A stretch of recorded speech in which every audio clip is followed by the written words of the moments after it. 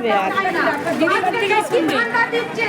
যুব সমাজকে নষ্ট করে দিচ্ছে তার থেকে লক্ষ্মীর ভান্ডার দিয়ে ঘরে ঘরে ঝগড়া স্বামীরা যদি বউদের কিছু বলতে যায় এখন বউরা বলছে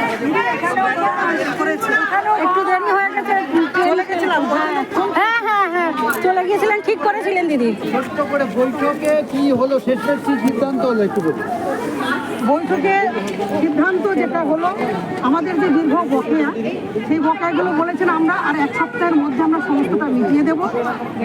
কর্মবিরতি থাকাকালীন কর্মীদের কিছুজনকে ফিক্স ভাতাটা দিয়েছে, কিছুজনকে দেয়নি। আমরা বলেছি নিয়ম যে কোনো একটাই হতে হবে, ফলে এই নিয়ম ওনারা বলেছেন সেটাই হওয়া উচিত। তবে আমরা বলেছি মানবিক গ্রাউন্ড থেকে যদি হয় সকলকে যদি দেওয়া যায়, সেই বিষয়টা ওনারা বলেছেন যে আমরা এটা ভেবে দেখছি। আমরা এখানে বলেছি জল পরীক্ষার যে দীর্ঘ টাকা বাকি আছে সে টাকাও তারা বললেন যে পিএইচির সঙ্গে তাদের কথা হয়েছে, এই ব্যাপারটা অনেকটাই মিটে যাবে সেটা বলেছেন। ভাগে ভাগে যে ইনসেন্টিভ দেওয়া, এটা ওনারা বলেছেন যে আমরা একসাথেই দেব। আমাদের নতুন একটা সিস্টেম আমরা রেডি করেছি, এখন আমরা জানাচ্ছি না, বলছি না, কিন্তু একসাথেই যাতে পাই এই ব্যাপারটা আমরা দেখছি। পিএলআই এর টাকা প্রতি মাসেই দেওয়া হবে এবং সেটা খুব দ্রুত মিটিয়ে দেওয়া হবে। মোবাইল রিচার্জের 350 টাকা এটা হয়ে যাবে, সেটা বললো যে এটা আমরা তুলেছি অলরেডি এবং এটা কিছুদিনের মধ্যে হয়ে যাওয়ার জায়গাতেই দাঁড়িয়ে আছে। মোবাইল রিচার্জের টাকাটা 15,000 টাকা ফিক্সড ভাতা, আমরা এ দাবি আজকেও প্রথম দাবি ছিল, আমরা বলেছি যে এটা আমরা সন্তুষ্ট নই। তাতে ওনারা বললেন দেখুন এটা তো অন্তর্বর্তীকালীন বাজেট, মানে এই দাবি আমরা নতুন সরকার নতুন বাজেট সেখানে এলে আমরা অবশ্যই তুলব। এটা আমরা বলেছি যে আমাদের এই সন্তুষ্ট আমরা এই বাজেটে যেহেতু নই, ফলে এই ব্যাপারটা আমরা আন্দোলন এবং এই দাবি নিয়ে লড়াইটা আমাদের কিন্তু চলবে। আমরা বলেছি অতিরিক্ত কোনো কাজ আমরা করব না, শুধুমাত্র মা এবং বাচ্চার জন্য যে কাজটা সেটাই করব, কোনো খেলা মেলা ভোট এই ধরনের কোনো ডিউটি করব না। তাতে ওনারা বলেছেন এই অর্ডার কে দেয়, এই অর্ডার তো আমরা দিই না, ফলে আমরা জানিয়েছি যে কাজ আমরা করব না, মায়ের বাচ্চার কাজটুকুই আমরা করব।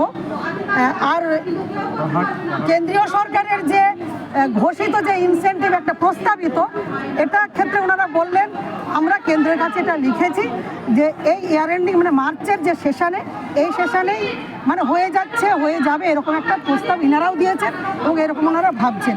পাহাড়ের কর্মীদের টিএর ব্যাপারে আজকেও বললেন যে এটা তো আমরা অলরেডি ফাইল তুলেছি, এগুলো অনেকটাই কথা হয়েছে। ফলে আসলে এগুলো যদি বাস্তবায়িত হয়, এই দাবিগুলো বাস্তবায়িত হলে আমরা খুশি হব। যদি বাস্তবায়িত হয়, ওনারা বলেছেন এগুলো আমরা বাস্তবায়িত করব, কিন্তু খুশি আমরা ভাতা বৃদ্ধিতে নই, আমরা খুশি ভাতা বৃদ্ধিতে নই। এবং এগুলো যেগুলো কথা দিয়েছে আমাদের আন্দোলনের ফলে একসাথে 4 মাসের যে ইনসেন্টিভ সেটা তারা মিটিয়ে দিতে বাধ্য হয়েছে এবং বকেয়ার প্রায় 50% তারা মিটিয়ে দিয়েছেন। ফলে এগুলো তো আমরা মনে করছি আমাদের আন্দোলনের ফলেই হয়েছে। এই অর্থে খুশি যে আমরা আন্দোলন করে কিছু করতে পেরেছি। সরকারের টনক কর্মবিরতি যে করছেন সেটা নিয়ে সিদ্ধান্ত আমরা আমাদের কাছে ওনারা বারবার রিকোয়েস্ট করেছেন আপনারা কর্মবিরতি তুলে নিন, আমরা যাতে এই যে ফিক্স ভাতা জানুয়ারি মাসে যাতে সবাই পেতে পারে এই ব্যাপারটা আমরা দেখছি। আর আপনাদের মূল দাবি এই ব্যাপারে আমরা খুব সহানুভূতিশীল, আমরা কিন্তু সবটাই যাতে হয় এই দাবিটা আমরা যতদূর তোলা যায় আমরা চেষ্টা করছি, আমরা তুলছি। ফলে আপাতত আমাদের যেহেতু কর্মবিরতি মা বাচ্চা নিয়ে কাজ এত গুরুত্বপূর্ণ কাজ, আর বহু জায়গাতে ভয় দেখিয়ে থ্রেট করে কাজে ঢোকাচ্ছে, বহু কর্মী খুবই অসহায় অবস্থাতে আছে। ফলে আমরা এই আন্দোলনে একটা ভাঙন ধরাতে চাইছি। আমরা আমাদের দাবি নিয়ে পথে আছি, রাস্তাতেই আছি।